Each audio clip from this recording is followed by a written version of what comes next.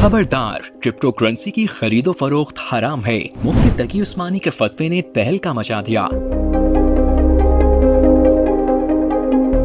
Crypto currency पर बड़ा शरीफ फैसला, बिटकॉइन, इथेरियम और यूएसडीटी की खरीदो फरोख्त हराम। मुफ्ती तकी उस्मानी के फतवे ने तहलका मचा दिया। करोड़ों की सरमायाकारी, रातों रात अमीर बनने के ख्वाब और अब पाकिस्तान के मारूफ इस्लामी स्कॉलर मुफ्ती मोहम्मद तकी उस्मानी का ऐसा फतवा जिसने क्रिप्टो मार्केट में दिलचस्पी रखने वालों के लिए खतरे की घंटी बजा दी। बिटकॉइन हो, इथेरियम हो या फिर दुनिया में इस्तेमाल होने वाला स्टेबल कॉइन यूएसडीटी, फतवा के मुताबिक उनकी खरीदो फरोख्त शरीयत की रूह से जायज नहीं।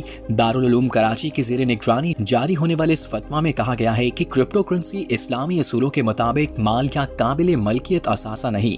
इसी बुनियाद पर क्रिप्टो करेंसी, क्रिप्टो टोकन्स और स्टेबल कॉइन्स की खरीदो फरोख्त को नाजायज करार दिया गया है। फतवा में यह भी वाज़ेह किया गया है कि चाहे इसे क्रिप्टो करेंसी कहा जाए, वर्चुअल करेंसी, डिजिटल टोकन या स्टेबल कॉइन, नाम बदलने से शरी हुक्म तब्दील नहीं होता। इस फतवा का दायरा सिर्फ बिटकॉइन तक महदूद नहीं, दुनिया की दूसरी बड़ी क्रिप्टो करेंसी इथेरियम और अमरीकी डॉलर से मुंसलिक स्टेबल कॉइन यूएसडीटी भी इसी हुक्म के तहत आते हैं। यानी डिजिटल असासों की एक वसी दुनिया अब एक बड़े शरई सवाल के सामने खड़ी है।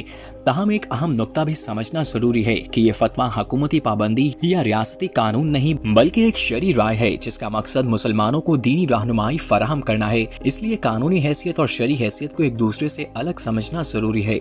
उधर क्रिप्टो सरमायाकार कहते हैं कि डिजिटल करेंसियां मुस्तकबिल की मईशत हैं, जबकि मजहबी हलकों का मौक़िफ़ है जहाँ गैर यकीनी, शदीद उतार चढ़ाव और शरई पेचीदगियाँ मौजूद हों वहाँ एहतियात ही बेहतर रास्ता है। इसीलिए दुनिया के मुख्तलिफ इस्लामी उलमा और फ़िक़ही इदारों की आरा इस मौजू पर मुख्तलिफ रही हैं। एक तरफ अरबों डॉलर की क्रिप्टो मार्केट, दूसरी तरफ शरीयत की रोशनी में उठने वाले सवालात।